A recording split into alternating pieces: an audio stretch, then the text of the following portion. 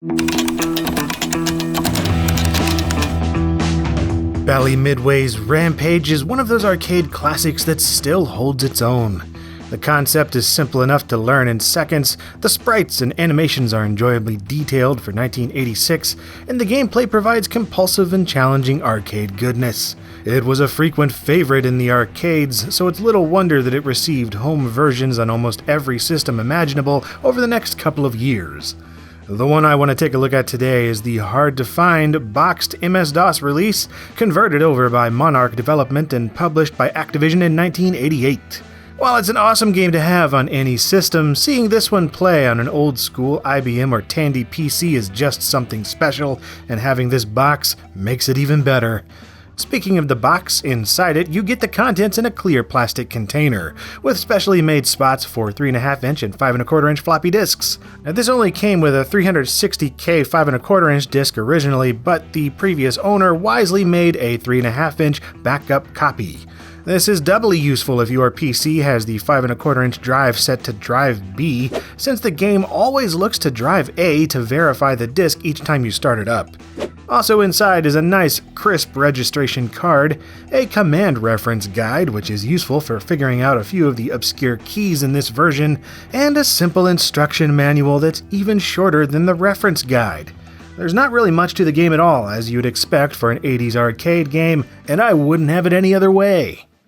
Starting up Rampage with the correct disc in the correct drive will present you with a quick graphics mode selection, and we'll be playing in EGA mode throughout this video.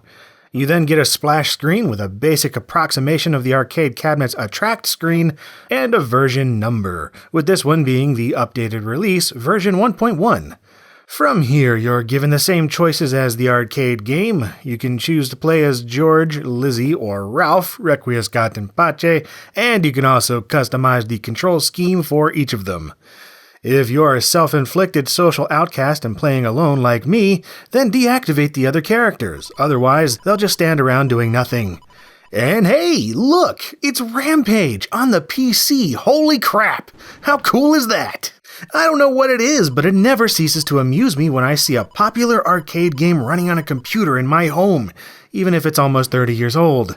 It takes me right back to being a 10-year-old again, when I'd go to the local bowling alley or roller skating rink and drool over games like Raiden 2, Area 51, and Rampage, wishing so badly that I could play them at home on my computer.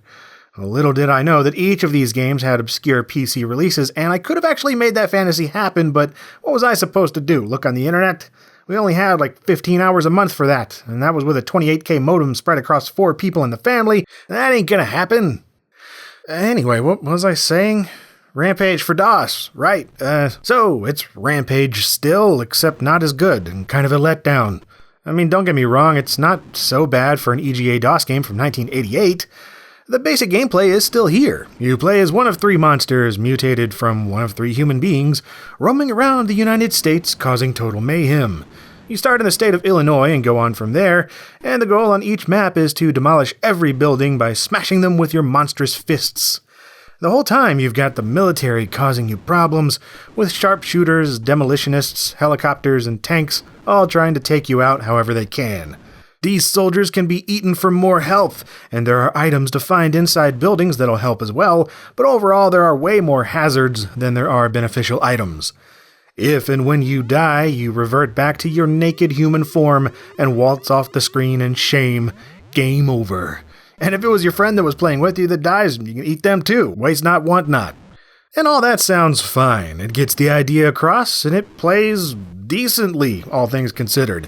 But yeah, these days where you can play the emulated arcade original using any number of methods, there's just no real reason to play this version anymore. For one thing, the sound effects are pretty devastating, and not in the way you'd expect for a game about devastation.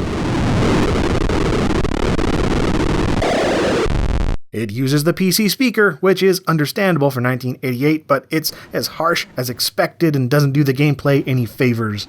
And that's unfortunate because while most of the gameplay is still here, there are quite a few concessions made to get it working, even compared to some of the other home versions. The most obvious concession is the understandable graphical downgrade, with everything being far less detailed and smaller in scale. They did their best to get all the climbing, punching, jumping, and smashing as close to the original as possible, but it feels much slower and imprecise. And buildings don't have as many spots on them to smash up, and they also take more hits to come crashing down, which makes this an even harder game than the original. And you also don't get the random citizens that make easy targets for food and health, which throws the difficulty even more out of balance. Mix that in with the sluggish movement of your monster and the slowed down gameplay that makes it difficult to make quick decisions, and you'll find yourself on the receiving end of death quite a bit. I mean, the arcade game was no cakewalk either, but I found myself dying way earlier in this DOS version, and I've tried this on everything from a 386 on up to my Pentium 2 machines. This is as good as it gets. Still, I kinda like how weak this version is. If only for the retroactively comforting memories. It's a kind of strange nostalgia where I find myself missing not having perfect home versions of arcade games, because it made the actual arcade cabinet that much more special. It makes me miss the time where PC hardware just wasn't quite there yet, and it was anyone's guess as to whether or not a developer could actually make it work. Every arcade conversion was a gamble, and you never knew if you could believe the screenshots in the back of the box or not. Computers were expensive, unruly beasts with command prompts, arcane config files, and IRQ conflicts. They were simultaneously super powerful and yet horrendously incapable of providing a true arcade experience at home. But that didn't stop developers from trying their best, packing it into an attractive box and placing it on store shelves around the world. And that's why I love going back to play things like Rampage for MS-DOS, even if it's not really worth playing at all.